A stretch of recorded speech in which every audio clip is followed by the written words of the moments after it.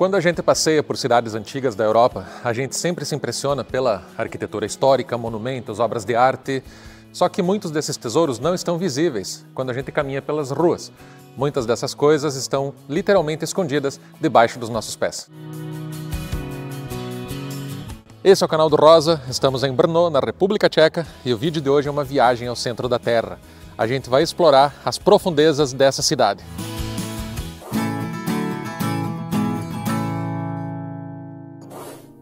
Quando a gente passa por cidades da Europa que não são as capitais, a gente geralmente não dedica tempo suficiente para explorar tudo que essas cidades têm para oferecer. Justamente porque a gente não fica muito tempo nesses lugares. Acontece que com um pouquinho de planejamento a gente consegue ver coisas que geralmente passam batidas pelos olhos dos turistas e às vezes até pelas pessoas que moram nessas cidades.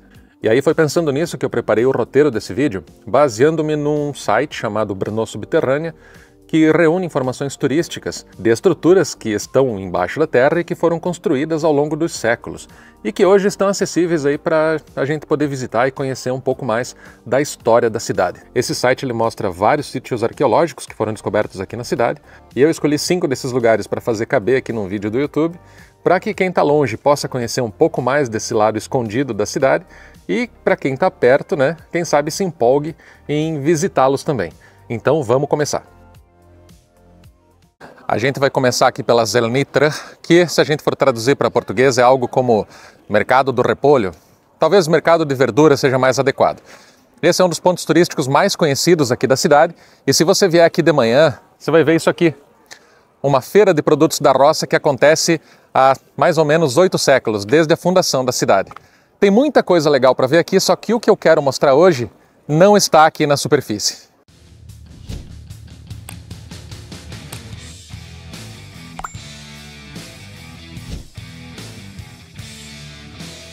E sejam bem-vindos ao labirinto subterrâneo debaixo do mercado de repolho.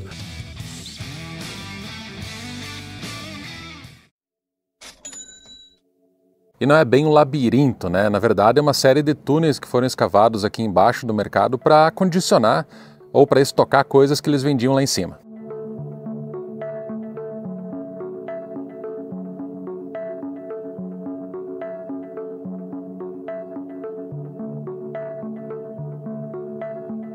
E esse lugar aqui foi reformado, foi preparado para visitação apenas em 2009. Então as pessoas estão tendo a oportunidade de conhecer esse espaço aqui há muito pouco tempo.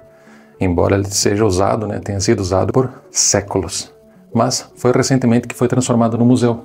Então colocaram artefatos aqui, né, da época para que a gente pudesse ter um pouco dessa experiência.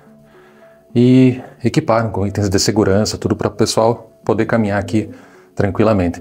Apesar de estar meio escuro aqui, né? Mas é bem legal. Isso dá uma atmosfera bacana, assim, né? A gente viaja no tempo.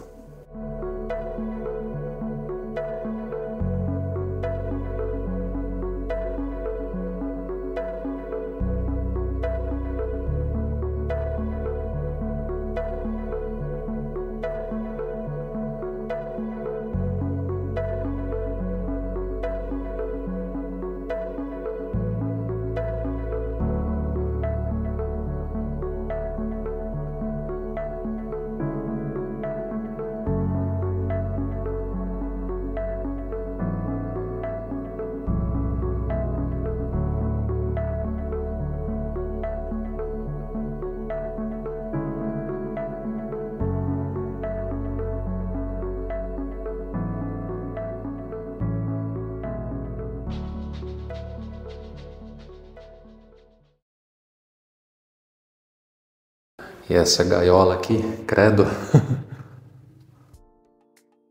E o principal objetivo desse lugar aqui era servir como uma espécie de geladeira ou depósito para aqueles produtos que não são tão perecíveis como bebidas, né? Cerveja, vinho, batata e outras coisas que ele falou em tcheco lá, mas ele falou muito rápido e eu não entendi. Mas esses alimentos, né, que não precisava ficar indo buscar todo dia na fazenda, então eles deixavam aqui embaixo. A temperatura aqui é bem baixa. Essa aqui eu acho que é a gaiola da vergonha, né? Que eles deixavam os criminosos em exposição em praça pública. Bizarro.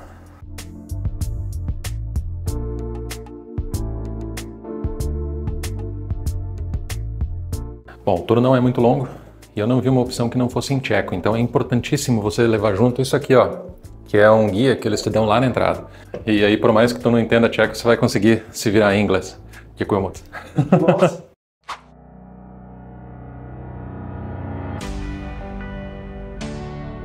Como vocês puderam ver, a igreja aqui de São Tiago, ela está em reformas. Você vai sair pela porta da igreja, você vai caminhar até a lateral direita aqui dela e aqui você vai encontrar um portal que vai nos levar para o outro lado.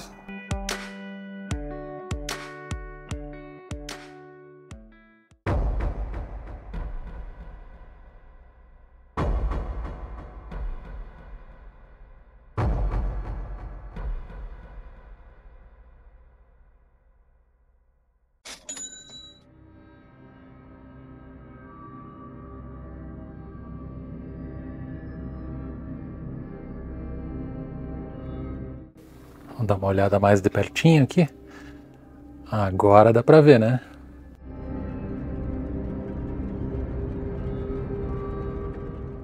Assim como muitas outras igrejas medievais, a igreja de São Tiago também tinha um cemitério ao lado dela.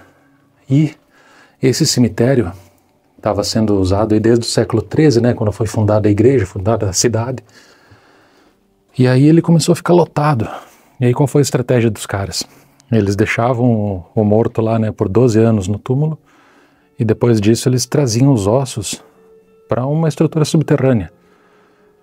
E aí dava lugar para outro defunto, né, ocupar lá no cemitério. Só que em 1784, todos os cemitérios foram fechados. E aí essa cripta aqui caiu no esquecimento.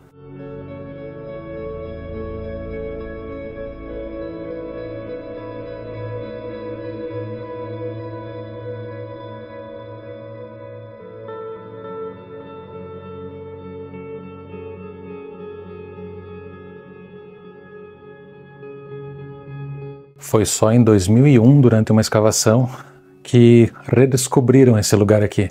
Claro que hoje está tudo organizado, assim, né? Mas na época estava um monte de osso jogado, empilhado, e aí eles resolveram organizar tudo, trazer esses ossos, não vou dizer de volta à vida, né? Mas de uma forma que fosse possível visitá-los, né? Que fosse possível dar um significado novamente a todas essas pessoas que estão aqui.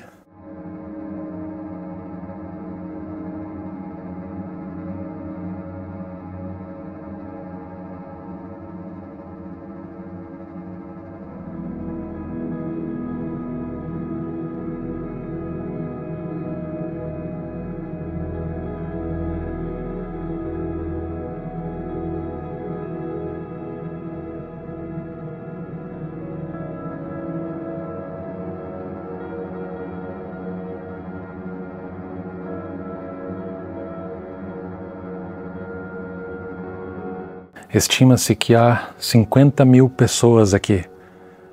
E a gente acaba meio que concordando, porque cada vez que a gente olha para a parede, a gente vê vários esqueletos, como é que diz? Crânios, né? Tem uma musiquinha de fundo que torna esse lugar aqui lindo e ao mesmo tempo meio macabro, né? Porque ao mesmo tempo que você vê tudo isso organizado de uma forma bela, lembra, ao mesmo tempo, né, que a morte tá aí. É bem estranha a sensação de estar aqui dentro. Tem o pessoal que é mais místico, né, que consegue se conectar de alguma forma com esse ambiente aqui. Não é o meu caso, mas mais uma visita assim que é imperdível, na minha opinião.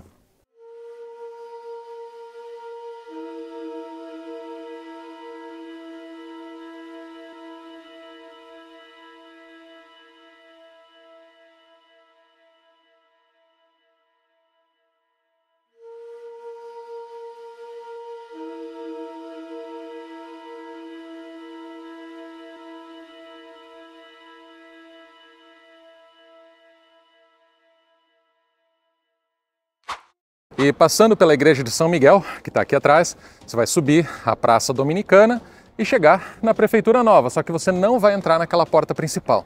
Você vai passando toda a fachada aqui da Prefeitura e aí você vai achar uma porta que fica bem ali no cantinho bem no fim da fachada. E aquele lugar ali é muito legal. É um dos meus preferidos aqui na cidade, porque nele você pode aprender tudo sobre a história da cidade e sobre as lendas daqui. É o lugar perfeito para você trazer crianças também, porque todo o ambiente é bem convidativo assim, né? Para você trazer os pequenos para aprender sobre a cidade. É bem legal.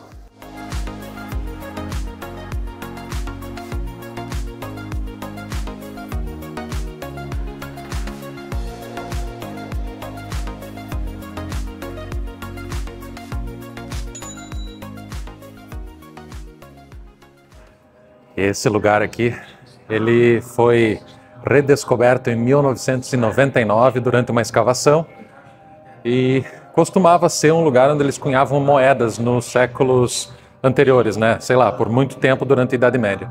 Logo na entrada do museu, a primeira sala, é um cinema.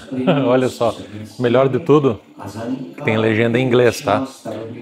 Falado em tcheco, mas tem legenda em inglês. E aí, são as principais lendas da cidade, cara. Dá pra perder, sei lá, horas aqui. Ó, nas paredes tem as principais lendas da cidade. A da roda da carroça, do cavalo de fogo, do anjinho lá da igreja. A principal delas, eu diria que é a história do dragão. A que tá passando agora na TV, qual será que é? O dragão.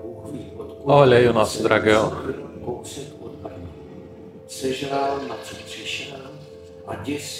E se você acha que é mentira essa história que existiu um dragão em Brno, pois saiba que esse dragão foi capturado, empalhado e hoje ele está aqui, ó, para todo mundo ver, embaixo da Prefeitura Velha. É verdade. Eu estou entrando agora na segunda sala, que é um espetáculo. Eu vou mostrar um pouquinho, não vou mostrar toda a história, né? Mas aqui, olha só, começou, que timing perfeito. Eles estão contando a história do cavalo de fogo aqui de Brno. Não é aquele que passava no desenho da SBT. E aí eles vão projetando a história nas paredes de pedra aqui desse porão. É incrível, caramba, e o som vai girando conforme o cavalo vai andando. É incrível, muito legal. Dá para ficar aqui, ver toda a história. E a história vai ser projetada aqui, ó. Tem um telão. E aí as legendas são em inglês também. Então dá para aproveitar, dá para entender tudo o que está acontecendo e saber mais, né? Sobre a história de Brno. Ó, mudou para cá. Olha que legal, cara. É a minha parte favorita aqui nesse lugar. A primeira vez que eu vim, fiquei sentado aqui nesse banquinho e fiquei acompanhando toda a história. É muito massa. Vou fazer de novo, vou sentar aqui. Eu tô indo agora para a parte mais funda aqui do porão, que é onde eles fazem a contação de história, assim, com uma animação sobre a Guerra dos 30 Anos, lá em 1645, que foi quando Brno resistiu ao cerco dos suecos. É bem legal, vocês vão ver.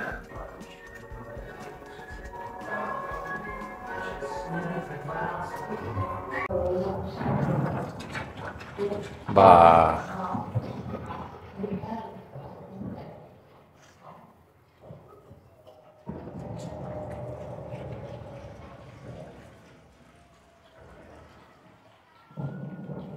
Se você mora em Brno, você com certeza já ouviu falar da Guerra dos 30 Anos.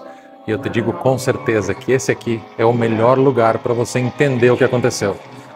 É meio infantil porque é uma animaçãozinha, tem uns elementos assim de contação de história, mas é perfeito, é muito legal.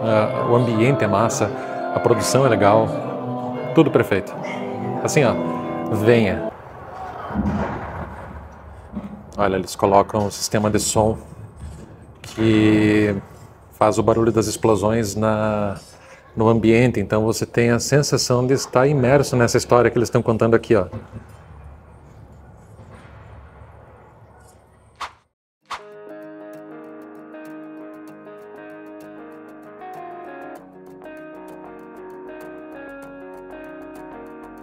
Essa porta que tem aqui atrás de mim é da igreja dos Capuchinos, os monges capuchinos. E ela fica bem atrás da maior catedral da cidade, a de São Pedro e São Paulo, que fica lá em cima. E ela fica ao lado também de uma cafeteria chamada Cappuccino, que é um lugar onde você pode tomar, sei lá, um café. E essa igreja aqui esconde um segredo que talvez seja até um pouco mais assustador, né? Que é aquele que a gente viu no ossuário. Vamos lá descobrir o que que é.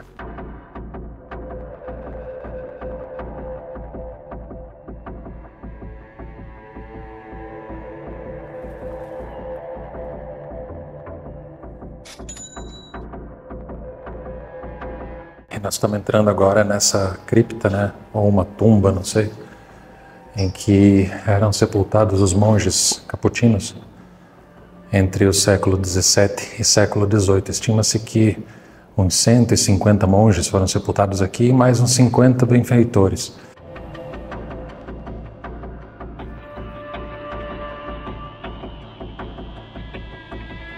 Tem a história de um barão que vivia na putaria e aí no fim da vida ele meio que se arrependeu e se converteu, né? Aí foi ali frequentar a igreja dos monges capuchinos e aí ele pediu para ser sepultado, igual eram sepultados, né, os monges. Eu vou mostrar a cara dele, que virou uma múmia.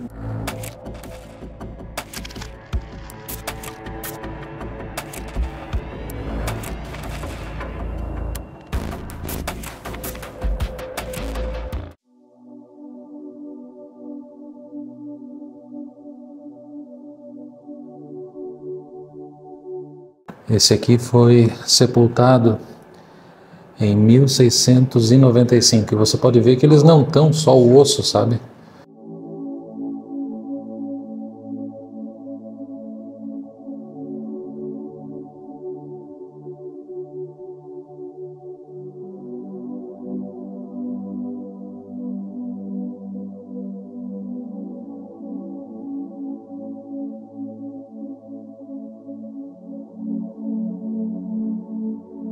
E ali onde eu mostrei vários, né, que estavam deitados um ao lado do outro, esse lugar aqui ele tem um sistema de ventilação que permitiu que ao longo dos anos, em vez de se decompor e virar só osso, né, os corpos eles foram naturalmente ficando mumificados. E aí, há mais de 170 anos, as pessoas visitam, os monges abriram esse lugar aqui para visitação.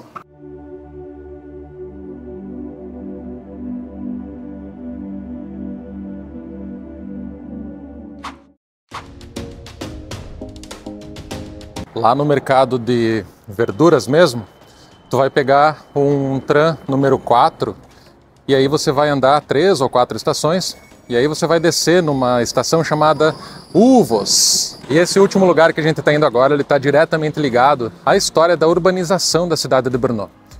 Trata-se de um complexo de abastecimento de água que foi construído há mais de 150 anos. Acontece que é uma grande quebra de expectativa esse lugar, porque quando você pensa em uma central de abastecimento de água, você pensa numa grande caixa d'água. Só que quando você chega lá, você é surpreendido. E aqui a gente já está chegando no tanque mais antigo. Aquela ali é a entrada. Essa porta aqui do primeiro tanque, ela se chama Hollywood. E ela tem um motivo para isso. Acontece que teve uns diretores de cinema que vieram aqui logo que descobriram esse lugar. Eles queriam fazer filme, mas não tinha como entrar aqui, né? Tinham que escalar as paredes com corda. Aí eles mandaram dinheiro para construir a porta. E como eles eram de Hollywood, eles deram o nome, né? O pessoal daqui deu o nome da porta em homenagem a eles. Até hoje não vieram gravar nada, falaram que vão vir. A cidade de Brno foi estabelecida lá no século XIII e naquela época a distribuição de água não existia. Cada casa tinha a sua própria fonte, um poço, né? Só que cada casa tinha também a sua própria fossa sanitária. Então a qualidade da água não era aquelas coisas, a poluição era muito grande. O pessoal não era muito famoso pela higiene também, né? Foi só lá no século XV que o pessoal começou a ter umas ideias assim de centralizar a distribuição de água e tentar aumentar um pouco a qualidade dessa água para as pessoas pararem de morrer, né, de diarreia. Mas foi só no século XIX, na segunda metade do século XIX, com o avanço da industrialização aqui na Europa, que trouxeram um inglês que bolou um plano, né, de construir esse negócio aqui, que parece um monte de coisa, mas que na verdade é uma grande caixa d'água. Pode ver que vai lá profundo e ela tem capacidade para 10 milhões de litros. Então, o que eles faziam? Durante a madrugada eles bombeavam a água do rio com um motor a vapor, depois passou a ser elétrico. E aí eles traziam a água, enchiam de madrugada e durante o dia depois eles distribuíam pela cidade. Esse tanque aqui entrou em operação em 1872, mas logo depois, uns 20 anos, eles tiveram que fazer outro e depois outro. E esse sistema aqui ficou funcionando por mais de 100 anos, até 1997, quando foi desativado. Só que com a desativação disso aqui lá em 1997, ocorreu um grande problema, porque isso aqui caiu no esquecimento. Tanto que em 2014 uma empresa veio aqui para construir um prédio, iam fazer garagem aqui embaixo. Aí alguém, foi consultar nos arquivos da prefeitura e lembrou, e viu que tinha o registro de um negócio arqueológico aqui, de um tanque de água usado desde o século retrasado. Claro que o projeto foi cancelado, e aí o Ministério da Cultura transformou isso aqui num lugar cultural em 2019, ou seja, 4 anos atrás.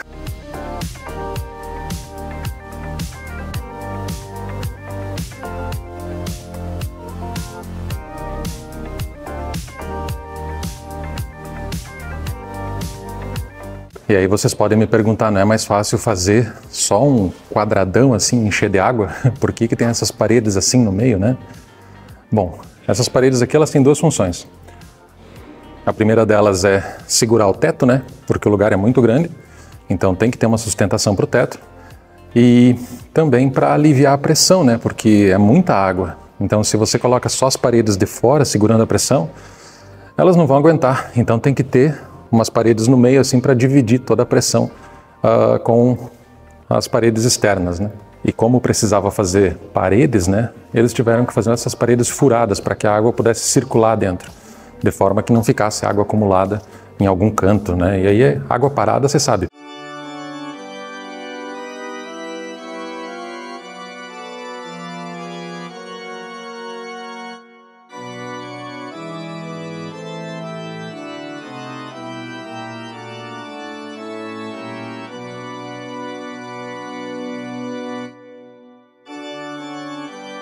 O cara doutor falou que já rolaram algumas apresentações musicais aqui embaixo.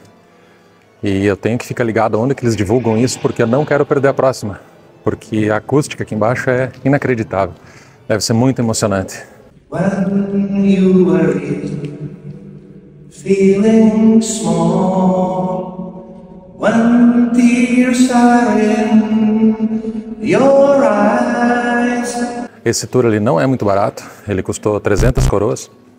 E, surpreendentemente, tem um grupo bem grande fazendo esse passeio aqui hoje. Semana passada eu estive aqui também, só que daquela vez foi de graça, porque foi patrocinado pelo Centro de Estrangeiros. Eu vou deixar o link aqui embaixo, na descrição, e aí você fica de olho quando que tem esses eventos que são gratuitos e são em inglês. Por isso que eu aprendi tudo sobre esse lugar aqui semana passada. E era essa a Brno escondida que eu queria mostrar. Eu sei que ficou um vídeo meio turístico assim, mas era mesmo essa a minha intenção.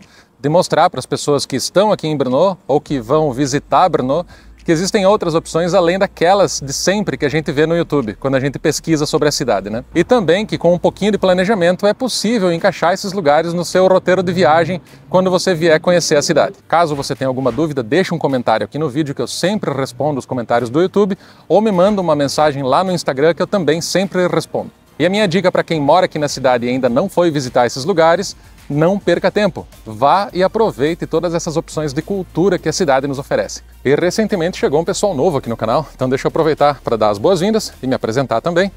Meu nome é Daniel, eu moro em Brno, na República Tcheca, segunda maior cidade do país. E eu fiz esse canal para abrir uma janela da República Tcheca, para que quem está no Brasil saiba um pouco de como que é a vida por aqui, e também para dar uma ideia para quem está pensando em viajar aqui para a Europa, colocar uma cidade diferente no roteiro, além das capitais, E muitos desses novos inscritos chegaram aqui por causa de um comentário que Renan e a Michelle, lá do Mundo Sem Fim, me marcaram, convidando o pessoal a visitar esse canal. Então, eu não tenho nem palavra para agradecer isso. Muito obrigado. E já que eu estou agradecendo, eu não posso esquecer de incluir a tia Sueli, lá do Capão Redondo, em São Paulo, que eu acho que mais da metade dos inscritos aqui do canal foi ela que trouxe. E aproveita para deixar um joinha aqui embaixo e clicar no inscreva-se, que assim você ajuda a gente a crescer. Então é isso, muito obrigado por você ter visto todo o conteúdo até o final, um grande abraço e até o próximo vídeo. Tchau!